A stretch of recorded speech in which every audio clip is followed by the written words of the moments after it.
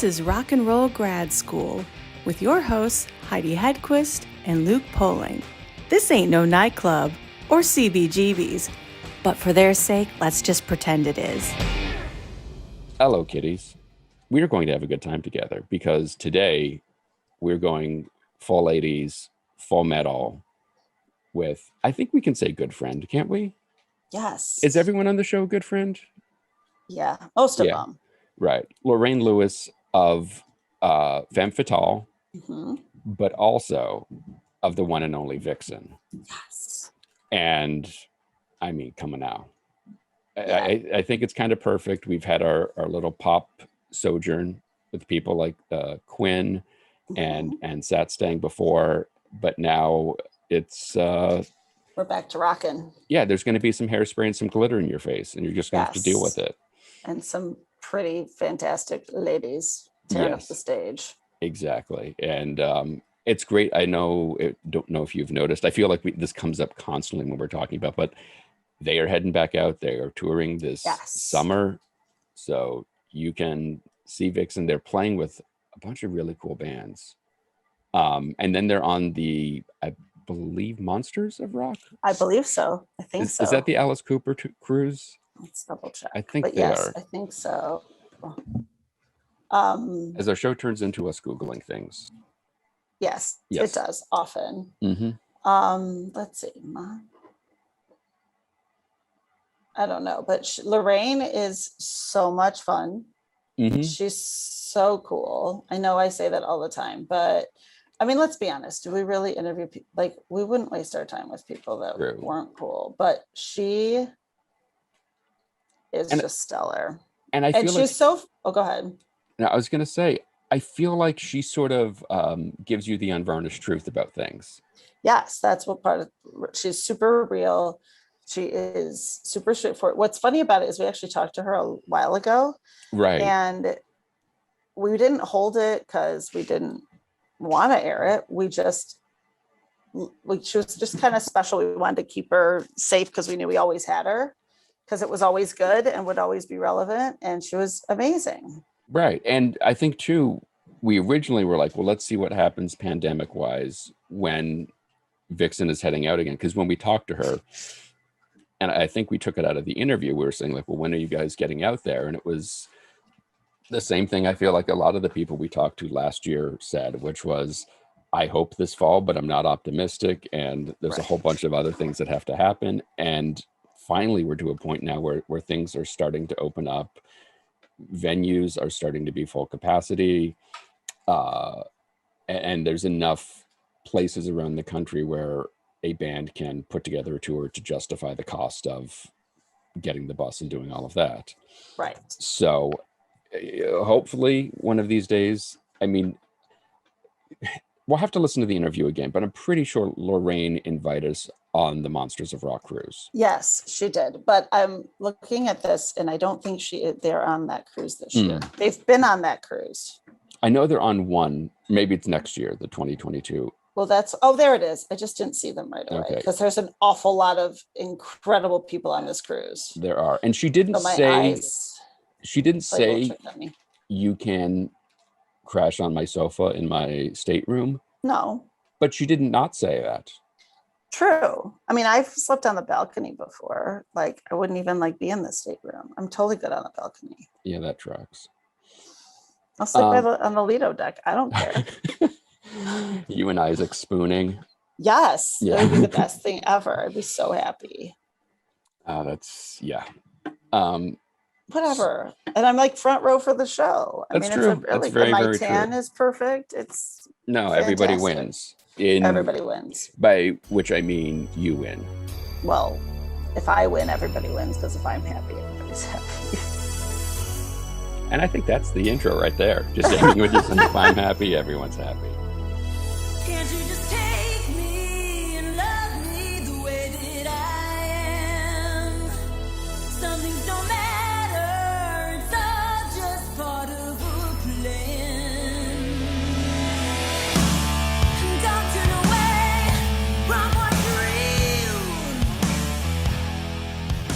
I don't know where we should which one we start on? Oh my gosh, so many fun things to talk about. I guess the music There came. are. The Yes. music came before the casting direction, I'm assuming. Yes, it did. Yes, I've been a rock and roller for a long time. Always wanted to be David Lee Roth, and Excellent. You you and me know, both. Only you did it. yeah. I saw my first concert with Van Halen in my hometown of Albuquerque, New Mexico, and I was with a bunch of girls, and I was with my brother as well. And David Lee Roth comes walking out crotch first, like he does. And I just fell in love with him. And my friends were like, "Oh my God, like let's get backstage and all this stuff." And I was like, I want to be on stage with it's all good. You guys can lust after him, whatever, but I want to be that guy. So that's kind of the introduction. And that's where it all started. And how old were you at that time, if I may? Oh gosh. It's really hard to say. I'd have to look up when was their first tour. I'm not exactly 78? 78. 77, So 78? Well, at least I that was the first record, right? I Right. graduated from high school in 1976. So in 76, I was like 18 years old. Like in September, I'm going to be 62. So I was, I've been around for a long time, done a lot of things. So I'm not really sure. Let's do the math, and then we can really sound smart because I'm not sure how old I was. I Oh, just know that I math stood is the on worst. my chair the whole night and did not stop. It was just like, oh my God, like these guys are fucking amazing. So it was that. Yeah. So how did you actually make the transition from being like, I want to be him to actually being a bona fide, right, Yeah. amazing lead singer, rock star? Well, I started out like I was a singer in junior high, girls choir, concert choir. I actually got denied like you had to audition to be in concert choir, and I failed. Like I didn't get in. I wasn't good enough, and so I had to join the girls chorus. And then I was just a super loud singer. I think that kind of comes from me being from a family of 6 kids, and we always to get my parents' attention. We were like loud and like notice me, notice me.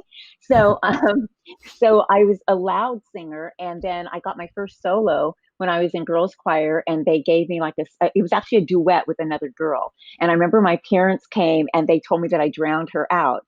And so that kind of started things for me. I joined a band. My brother had a little band called the Suspenders, and I became the lead singer, and they were all like, 5 years younger than me.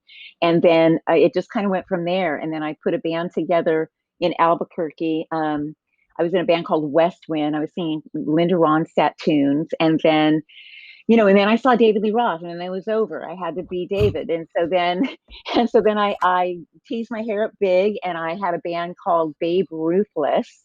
And I was the Babe Ruthless. Love it. And then Babe Ruthless turned into Femme Fatale. And I mean, we got really popular. We were doing covers. We were doing, Missing Persons and all that kind of stuff from the 80s. And then throwing in some Van Halen and really rocking out. And then it was basically like Mondays and Tuesday nights, the band was really popular. And even though it was a top 40 band, there would be lines out the door on a Monday and Tuesday night. And then a really good girlfriend of mine, her name is Kathy Stonko, and she was going to move to Los Angeles. She moved to LA. She became a stripper. And she came back on a weekend and she said, "You have to move to LA. Like there are no chicks doing what you do. It's all guys." And I got the bug from that. I was like, okay, that's my mission. I'm going to LA and I'm gonna make it, man. And that's basically what happened. My band, some of them I brought with me, some of them stayed because they were afraid of LA. And I just went to LA with my keyboard player, my guitar player, and we put out ads and tried to find a band that was going to rock the house. And we would look through the little peephole of our apartment, our little shitty apartment in the valley. And we would put ads out and people would come up and like, we'd look, and we were so awful. Like we were so god awful. If they didn't look cool, like if they didn't have cool hair or a vibe, we didn't open the door. It's so awful. I'm a really nice person now. I feel really bad. But it kind of is a job requirement, though. Like, it is a mandatory. You have to be cool. You have to be cool, and like hair, like, because also in the 80s, keep in mind, there was like what, Flock of Seagulls hair, Right. or there was fucking rock and roll, cool, hunky dude hair. Right. And so we wanted the hunks, right? Like I wanted a really good looking guy. So what ended up happening was that months and months went by. I was waitressing at Bob's Big Boy in Burbank, and which was totally fine. And then I loved waitressing. But anyway, so basically it was like, fuck, we're not finding this band. Like I don't have a drummer, I don't have a bass player. What is happening? So what does a girl do? She calls her brother back home and says, hey, brother bass player, I need you. I need you, and I need your two friends, the guitar player and the drummer from this band, and I need you guys to come out to LA and be my band. Love it. And so they did. We all lived in a house, and we, little by little, it started to happen. I was waitressing at a place called Le Express on Ventura Boulevard, and I wanted to be a bartender, but the quick fix was be a cocktail waitress. So I did that. And I mean, I waited on Mick Jagger. I waited. It was like the cocaine capital of the valley, this restaurant. Yeah. So basically all these rock stars were coming in. I mean, I waited on Dave Stewart from the Eurythmics, you know, Mick Jagger, he left me $100 tip, Terry Bozzio from Missing Persons, you know, he asked me out, like all these guys were coming around asking me out. And it was a wild time. It was a wild time. And I was doing my band, and we were doing shows on the Sunset Strip. And basically I got a record deal while I was cocktail waitressing. Awesome. And it was just like, you know, we got signed after 9 shows in LA. Like it happened really fast. And it was the heavyweights of Gerald Busby, Irving Azoff, Howard Kaufman, big weights from So sorry if I'm talking too much. I lived a long time, so there's a lot of shit to talk about. This is what we want. No, talk away. So Gerald Busby, part of Motown. We're rock and roll, big hair, 80s, right? And so I remember, so a couple things happened. Manhattan Records was going to pay for this this showcase. I started inviting everybody, you know, Howard Kaufman, MCA Records. I invited everybody. I invited all of our friends. I had no idea of the protocol. That's how green I was from little Albuquerque, New Mexico. So Manhattan's paying, and MCA Records shows up. So Manhattan, in comes Gerald Busby, one of the big wigs there, comes in, and you know, I just was like friendly to everybody and made sure everybody was fine. There was food and drinks, and I remember I had a great show. It was just a great show. And there's one song that we do called Rebel, and it's kind of a ballad. And I remember this moment where that song means a lot to me. And I remember looking up into the balcony, and I kind of had a moment, and there was lots of lights in my eyes, right? And I'm just singing and just kind of pouring my whole emotion into it. So fast forward to the next week when MCA wants to have a meeting with me about the band and possibly signing us, and it's Gerald Busby. And he tells me, there was a moment in your song Rebel that you looked right at me, and I felt everything you were singing. Perfect. And I was thinking, that's awesome. But I had no idea who was up there. Like I couldn't see shit. Like it was just a bunch of lights, and you know, and so, but I did have that moment, and we did connect, and that was what made them want to sign us. And then he left and went to open up the branch of Motown for MCA, and then I was under the wing of Gerald, Irving Azoff, and Howard Kaufman was my manager. So it was pretty amazing. I remember then, so then now I'm signed to, well, now there's like this idea that the band's going to get signed to MCA Records, which is a really big deal. We're a really young band. Keep in mind, it wasn't but a few months before that my brother and the other bandmates came out. We really were pretty green as far as writers together. But then my manager, Andrea Cardo and Howard Kaufman, we booked a show at the Whiskey A Go Go, and they came out to see us. And I know, so fun. And there was Amazing. another band called Savage Garden or something Savage. They were all guys with beautiful blonde hair. We were opening up for them. And so MCA and Howard Kaufman, all the people from management came to that show. And Secret Savage was getting a bunch of attention too. So everybody was like in anticipation of Secret Savage. But these other people came and we opened up. And everybody just like ate what we were feeding them. And so after that, like the whole place kind of cleared out. Again, I felt bad because, you know, girl rock and roller, and we're the ones that ended up with the deal. And I remember the next day in my shitty little apartment, I was paying like $500 for a month, which was way out of my price range at the time. And Howard Kaufman sends me, and Irving Azoff, they send me this huge bouquet of flowers that almost took up my whole apartment, and a bottle of champagne. And it was just those moments, you know, Howard Kaufman coming backstage and with a half a case of Cristal, like right, like crazy stuff. Dom Perignon, like all this stuff was coming. Like, you know, I mean, I could have taken a couple of those bottles and paid my rent with. It was ridiculous. It was ridiculous. Right. It was ridiculous and fabulous. Or to follow up on that, you said, I mean, you guys played 9 shows and then got this deal. You had just started as a band. How long had you been writing together? Were you still doing covers, or was it like oh my God, we're on a label, suddenly we need 10 songs to make up a record?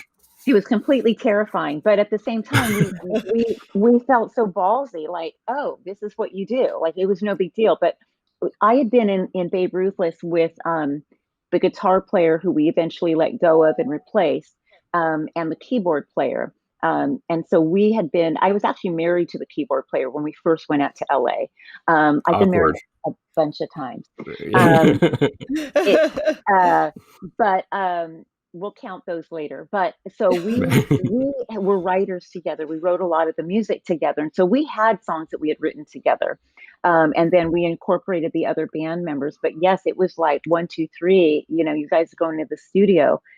You know, looking back, there's a million different ways we could have done it, and we could have gelled as a band more. Looking back, we could have gone out on the road first and gelled as a band and been writing, you know, but MCA was so gung-ho about putting us on a record and getting it out there. And I was going to be the first female rock and roller on their label. And Irving Azoff and Howard Kaufman were such good friends. Like, they had this whole thing that they were like, Irving was going to take care of it, and financially everything's going to be good, and let's just get this machine going. And so there wasn't a lot of time to waste. You know, I remember Paul Stanley from Kiss, they reached out to him, and he was thinking about producing the record. He came and saw us at the Whiskey, and that was like super cool. And I think that, budget wise, he was out of our budget. And so we ended up with Jim Faraci, who produced the first Poison record. Mm-hmm. So, and I'm still good friends with him. Yeah, it was amazing. So, you know, there we are in some great studio. I can't even remember the name of it right now. And it was just a dream come true. And then on my birthday, I remember we got a call from my manager, and he said, you want a birthday present? And I was like, well, yeah. And so he told me that we were going to be touring with Cheap Trick. And so I can't just it's pretty cool, right? That's beyond cool. Like, yeah, amazing. Yeah, it really cool. Really cool. And you know, so then we went out on tour, and all of that was just flipping amazing. I got to use Robin Sanders' his monitor system. I'm actually deaf in my left ear. So I was born deaf in my left ear. I have actually a deformity in my left ear. And so monitors are super important to me. Like major, like I have good pitch because I have, you know, like when people are singing and they shut that one ear to get their pitch. Right. So I have that all the time. But I really love a blasting monitor because my guitar players were so loud and the drummer hit so hard. So, you know, after like our first show, they're like, I was the girl. So it's like, use our monitor system, like awesome, you know? So I used their monitor system, and it was amazing. I got to sit on the side of the stage and watch Robin Zander sing every night. And he didn't, at least then, he never talked during the day. So it was sort of like Rockstar 101 and observing and watching what people did in these situations. So he didn't talk during the day at all. When he came out to sing every night, killed it. That was the Flame tour. That song, The Flame. Wow. Yes. So good, so good. So I would So sit there good. on the side of the stage and I would just like every night, just like, wow. And it was just amazing. Yeah, great ride. Yeah. I mean, so Cheap Trick, as like you said, as a band to learn the ropes is pretty good. But personally, backstage hanging out with them, that sexual tension with Bunny Carlos has got to be off the charts, right? Right? Awkward, just bizarre. Okay, Like, yeah, no, that's what I thought. Yeah. I mean, come on.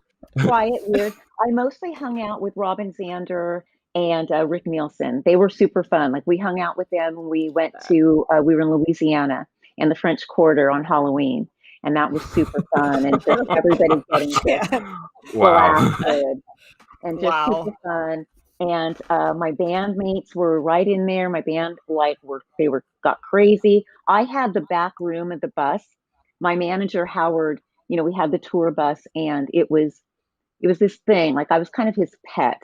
And it was the room at the back of the bus was my room. Like it was the lounge, but that's how I traveled. So all the boys were in the bunks and I had like that back room. And it was perfect. It was perfect for me and perfect for a girl. And in all fairness, with all the Me Too notoriety, for me, I mean, there was a lot of weird female male tension, or back then they didn't play females on the radio, not rock radio. Right. So there was a lot of stuff that I dealt with that. But as far as weird, awkward situations, like with Howard Kaufman or Irving or any of these men, never, not once. Treated me like a little sister or a daughter. Yeah. But that's something I was wondering, because you're coming up in an era, especially in that genre of music, that is sort of notorious for not treating women the best. And that's amazing that everybody was so respectful and just genuinely wanted to help, and they saw you as an artist first, essentially.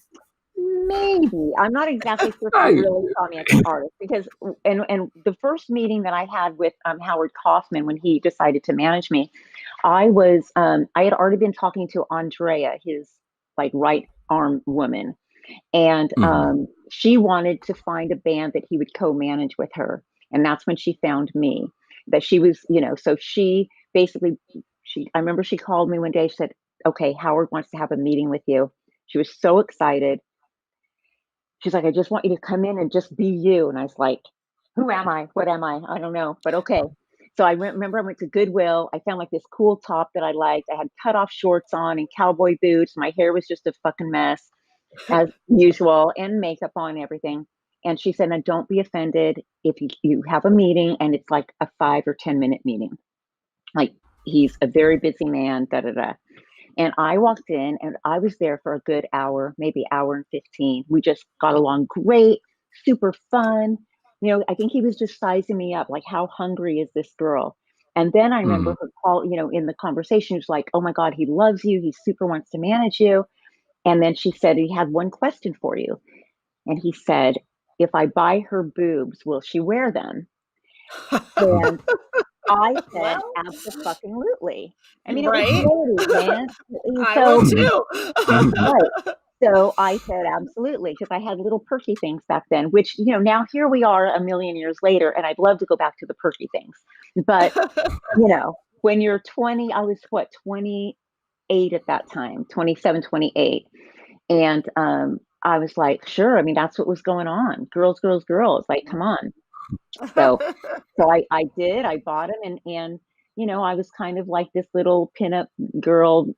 So I think that, did they respect me as an artist? I don't know. I think they just knew that I wanted it and I was going for it. And I wasn't really like the girl with the ponytail and on her head, like just writing songs every night. Like I wanted to be David Lee Roth, remember? So Right. The Yeah. attention and all that came with it was fine. But no, there was nothing ever weird with any of them. There was, the radio people, there was always lots of blow and stuff that I actually didn't do because I got my fill in college. So those days were long over with by then.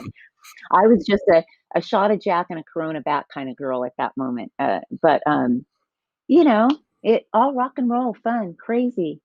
You guys, you did your record, you were on tour with Cheap Trick, and then it sort of seems like all of a sudden you're broken up. Like, what was it, 3 years later, 4 years later? Is that right? It wasn't that long. But basically we went out for the tour and we released our first single, which was Waiting for the Big One. And then the record company came to me and said, we want to release the ballad next, which was Rebel. That was the song that Right. Gerald Buzz loved. Right. And they had visions of, back in the day, they would always do those black and white, backstage, grainy, on the road videos. And that's what they wanted to do. And I was all for it. I thought that was a great idea. My bandmates, however, didn't want to do that. They wanted to stay hard rock and heavy, and they felt like that was going to wimp us out. So I was kind of in a rock and a hard place.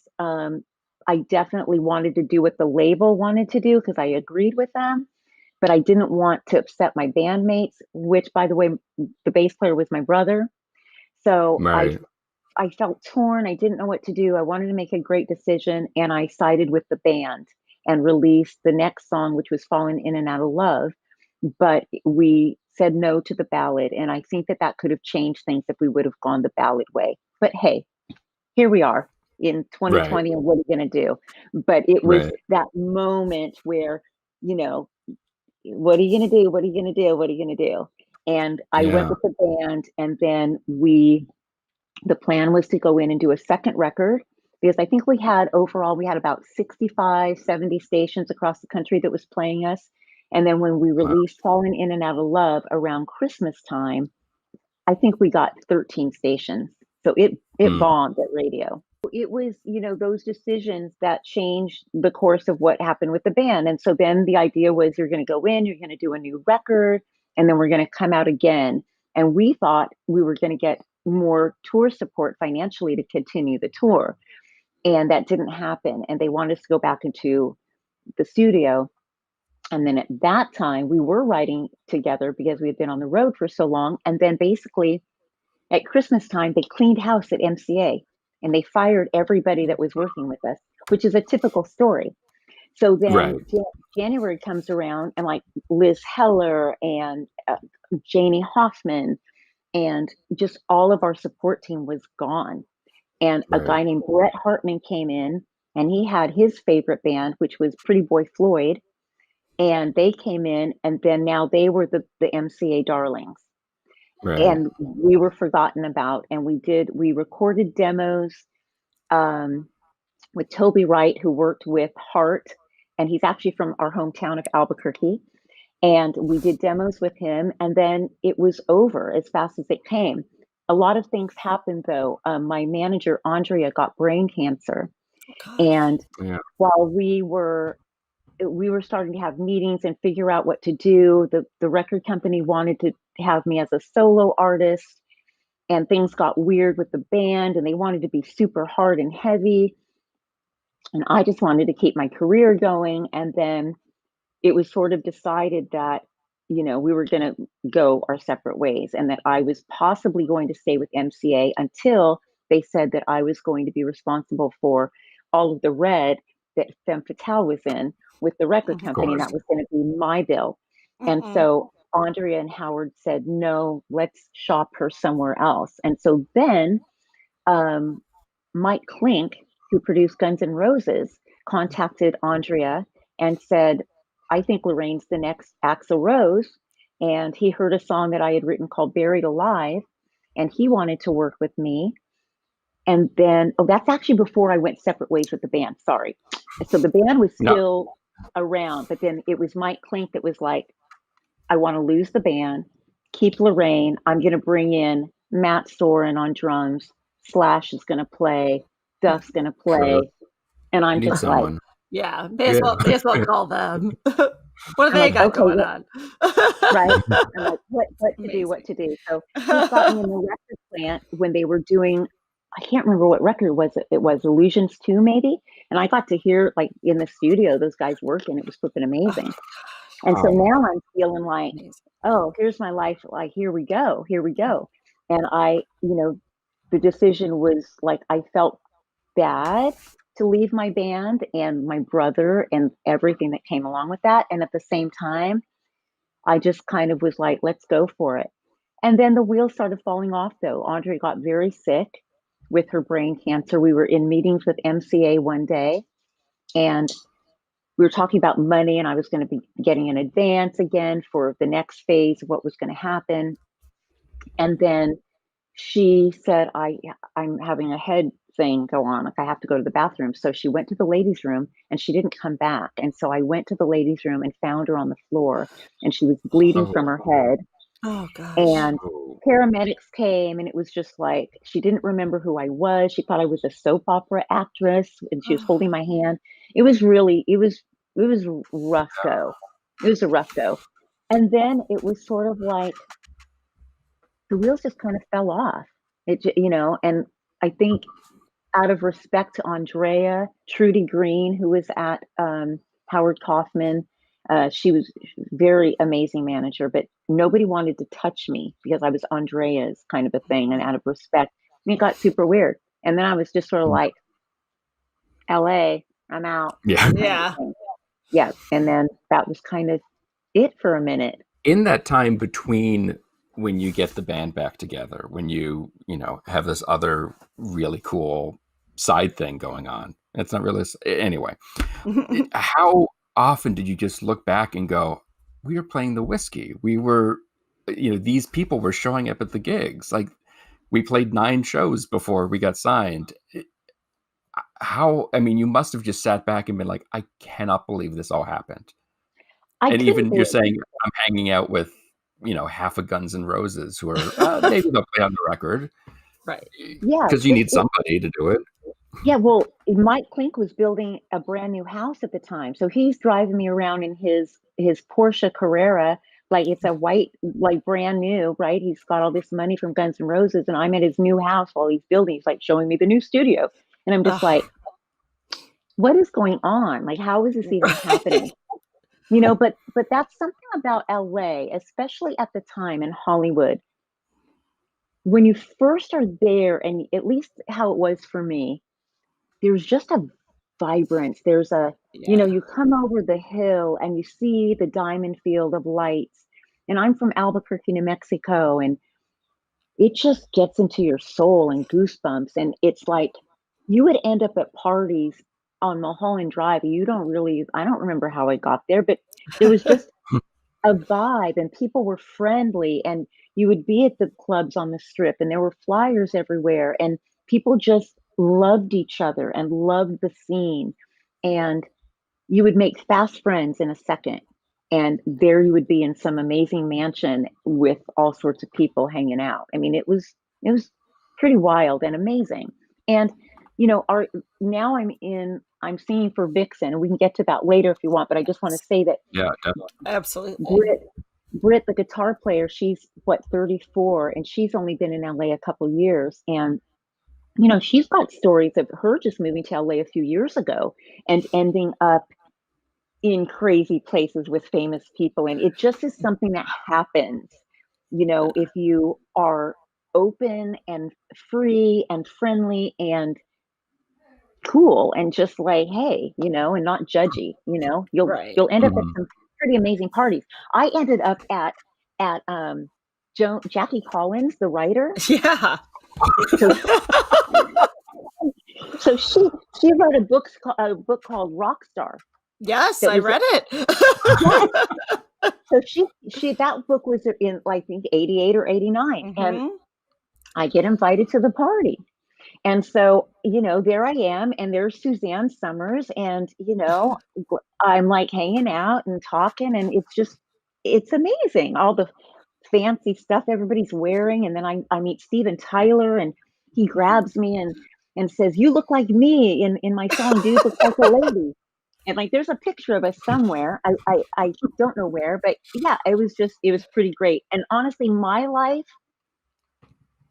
as fabulous as all this sounds, I think it was the norm. I mean, I know of people that even multiply the things I've done or experienced. Like, my thing was like this, but I mean, look, okay.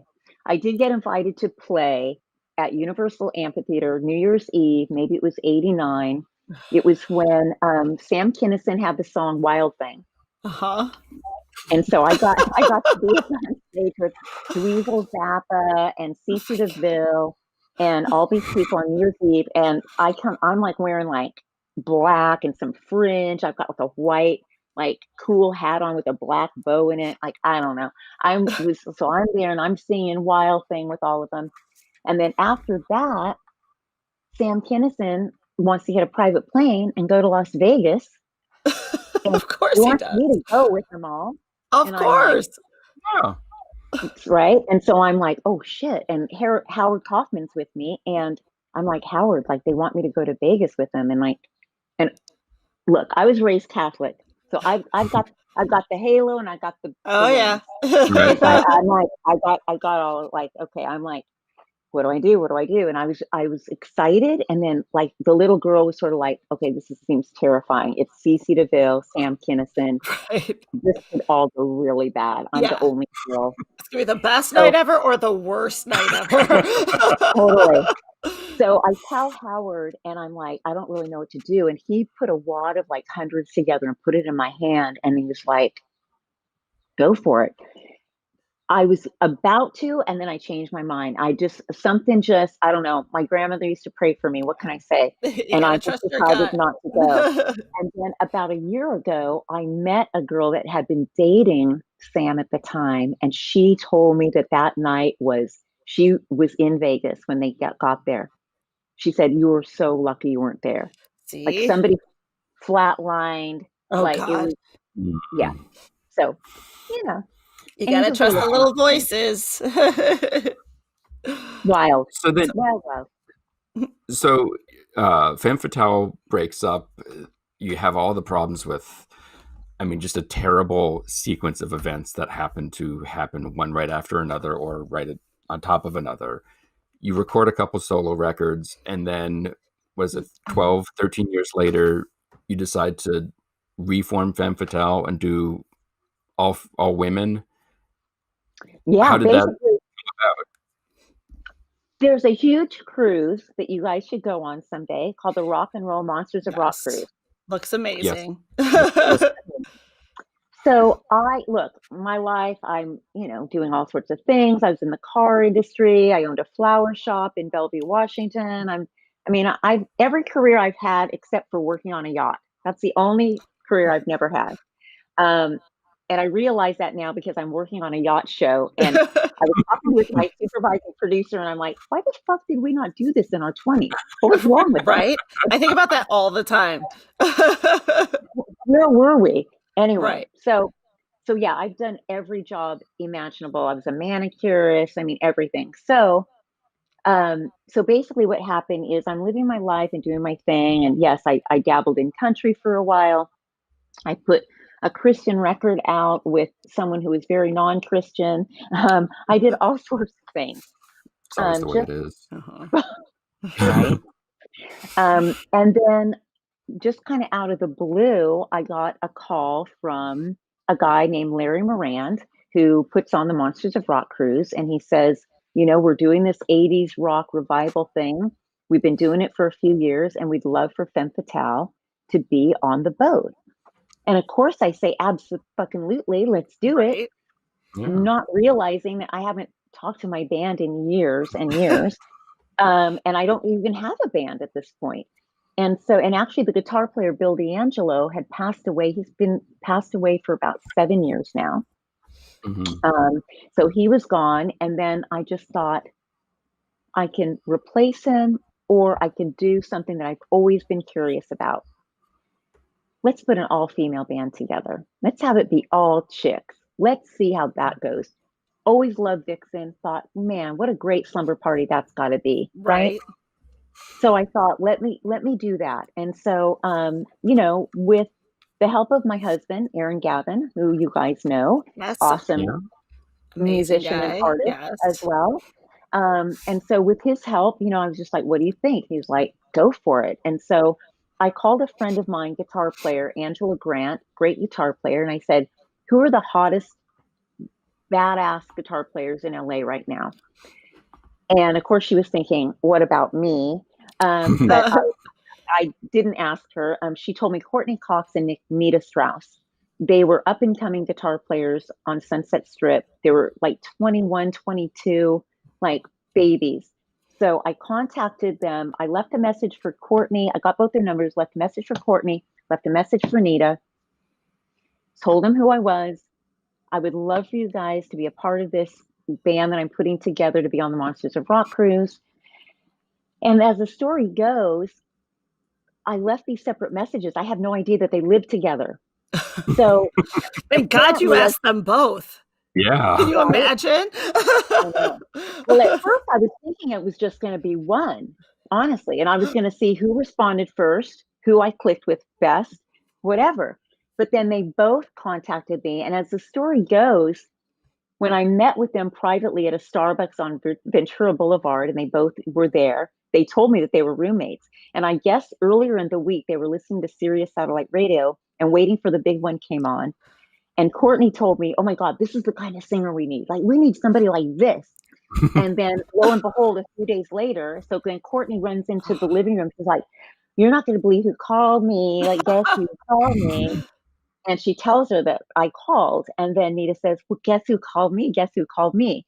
So we, it was like they were both just kind of excited and dumbfounded. And I met them, and they were so beautiful and such great guitar players and so cool and so young.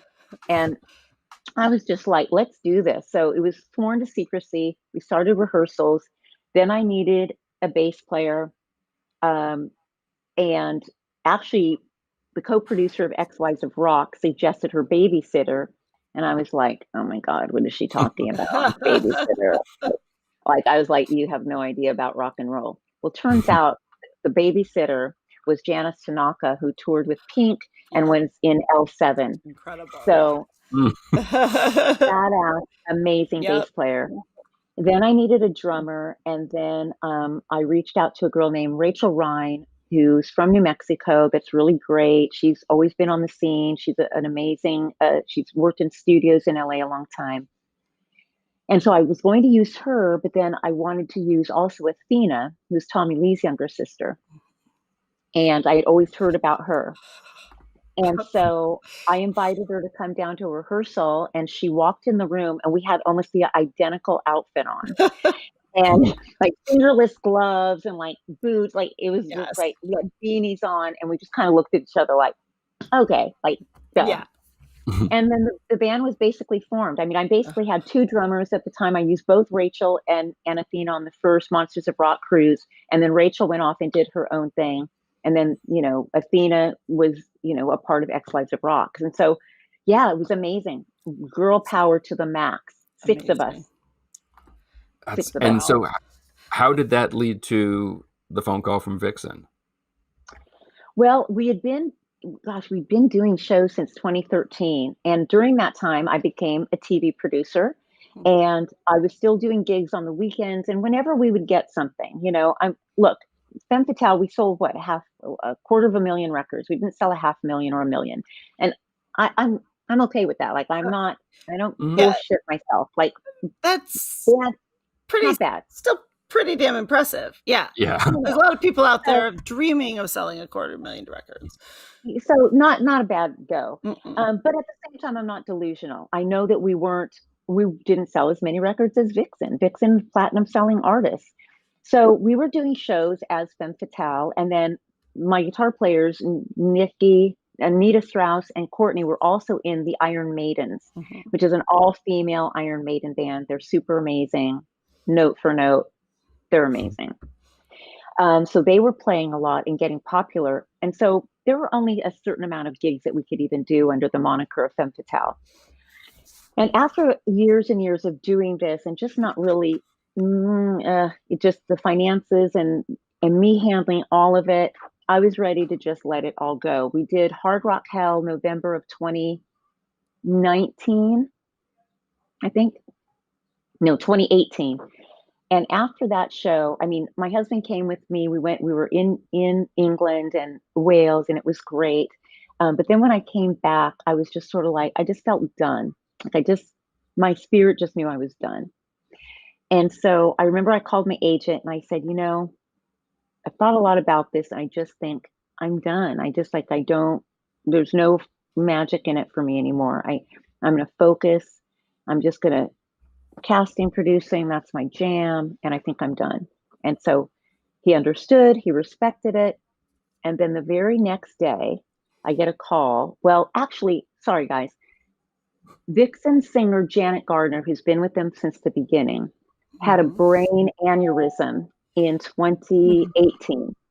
And they called me in February because she could not fly because she had a metal plate put in her head. So they asked me if I would sit in for this one gig.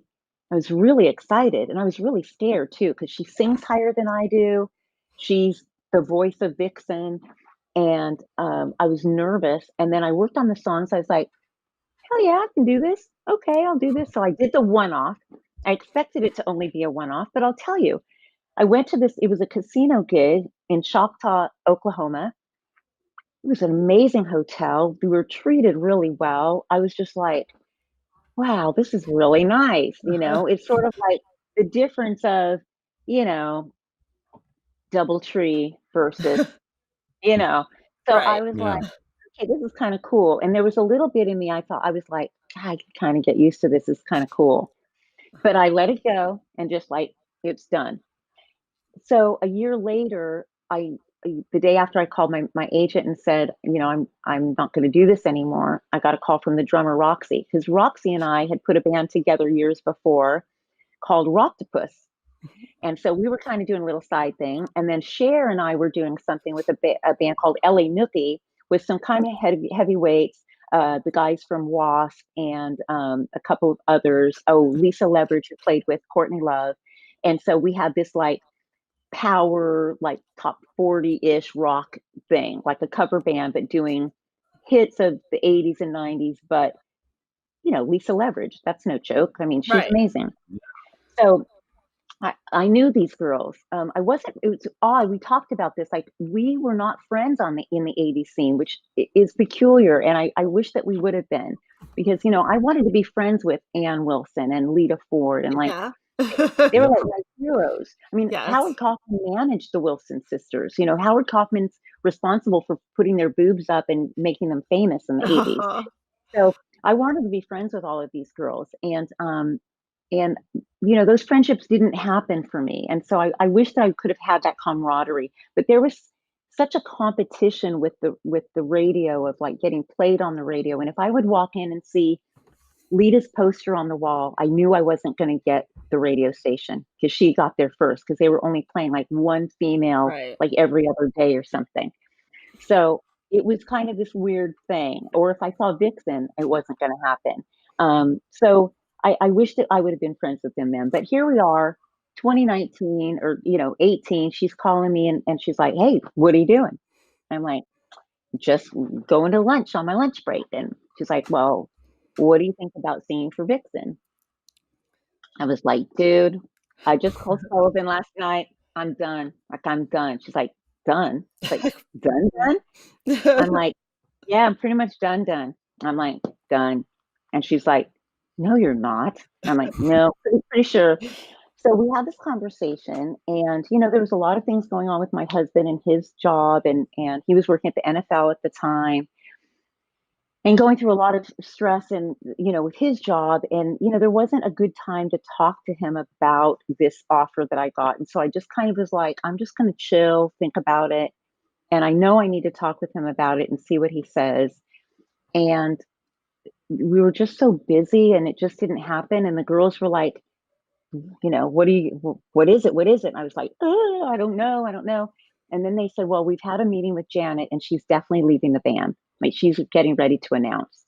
So we need to know if you're doing it. We need to know what your bottom dollar is. like all of these things, like what percentage do you want of merch? Like I had no idea because like my husband's my best friend, number one. And I was like, I have nobody to talk to. So I was just sort of like in this frozen, like, I don't really know what to do. I want to do it, but I don't want it to cause issues or problems. And I can't say yes without talking to him. So then finally one night after a dinner with his dad, I remember like we got back to our place and I just told him, I was like, I've gotten this call from Roxy and she wants me to be the singer of Vixen. So we talked it through and we agreed to it. And he was like, I'm like, I'm going to be 61 and like this opportunity is crazy and weird. And here we are a million years later, but like, I don't know, like, why not? Right. Like, why not? So we decided like, let's go for it. Let's kind of see what happens. And so, here we go. And, I let the girls know they were super excited. People had been writing in on Facebook, like, we hope you choose Lorraine Lewis. Like it was kind of like this thing. Yeah. And then all of a sudden, like it happened, and then it was real, and it was like, oh shit, what have I done? But then it was like, interviews and everything, and it was like a really cool thing. And I basically flew out to our first show. We had no rehearsals. I would just sit in bed with my headphones on. These guys listen to their songs over and over and over again. And just to make sure I had everything, this is my little doggy. And so I just learned the songs as best as I could. Aaron and I flew out to the first show that was in Clearwater, Florida at a motorcycle festival. I got off the plane, got picked up by a driver, got taken to the stage. All of a sudden we're doing a sound check. And then 4 hours later, we're hitting the stage and rocking the house. And boom. And there it started.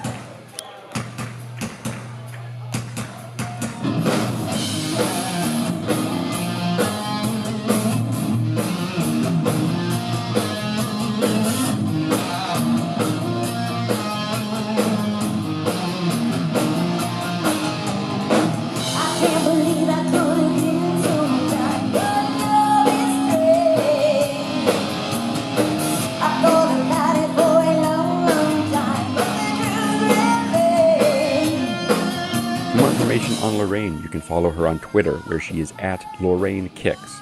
You can follow her on Instagram, where she is at Lorraine Rocks. And for more information on Vixen, you can check out their website, vixenofficial.com. You can follow us on all the various socials. You can check out our website at rockandrollgradschool.com for more grad school content. And please leave us a review on iTunes. We're tired of asking our family members to do so. Today's show was produced by myself and Heidi Hedquist. Our reluctant executive producers are John Sauvé and Sandy Stone. Our willing producers are Rachel Allen and Randy Jeanette. Our intern is Zach Jackson. Our graphic designer is Samantha Mastonen. This one's for Philippe. Thank you, good night, and may all your favorite bands stay together.